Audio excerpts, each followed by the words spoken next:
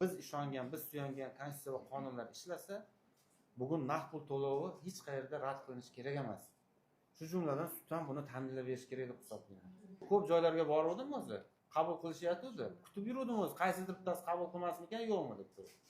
Lekin Bittasi qabul qilmadi-da, keyin yerda to'xtatdim, qanday gap bu dedim. Sizlar mana shunday qonunlarni nimani ko'tarishga to'g'ri keldi.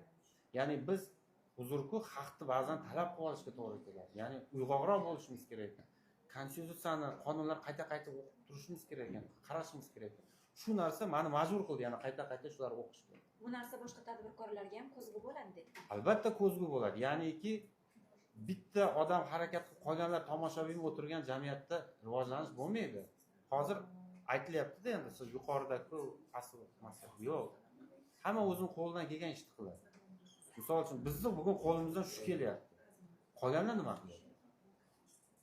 Demak, o'sha o'zimiz ovoz bergan konstitutsiyani ishlash uchun ham biz kurashishimiz, harakat qilishimiz kerak. Shunda taraqqiyot bo'ladi. Shunda bu mamlakatning yoshlari, bu yerda baribir adolat yo'q, men chetga ko'chib ketib, chetda yashashim kerak deb aytmaydi, unday fikrlanmaydi. Shu joyda o'zida yashayman, shu yerda ko'karaman deydi. Demak, uni ishlatishimiz kerak. Hammamiz. Hozirgi meni harakatlarim qaysidir sohada ishlaganim uchun, ilgari qayerlardadir ishlaganim uchun emas, mana shu mamlakatda bir fuqarosi bo'lganligim uchun menga tegyapti. Va men shu fuqaro sifatida harakat qilyapman. Boshqa alohida huquq imtiyoz yo'q. Mana fuqaroman, har 38 million aholi qatori bo'ldi. Hammamiz fuqaromiz.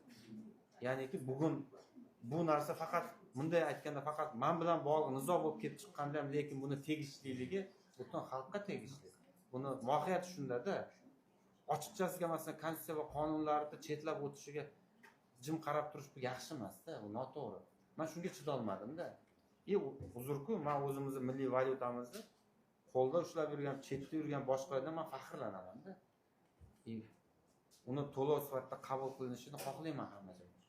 Bu qanday bizning faxrimizni, u o'zimizni nima deydi, shuncha ishonib kelgan valyutamizni bugun Mustaqillik ramzi. ko'z yumib 200lamachilik qilib, yo'q, bunday o'tibasiz. Bilasizmi nima bo'lyapti? Ba'zi joylarda mana shu naqd pulni qabul qilmaganligi sababli uni kartaga o'tkazish uchun o'sha xizmat foizlari 5% dan 10% gacha chiqib ketgan joyi bor. Yana eng qiynalgan qatlam bu kambag'allar, qishloqdagi oddiy odamlar bor. Ularni cho'ntagiga yana uryapti. Bu adolatsizlik.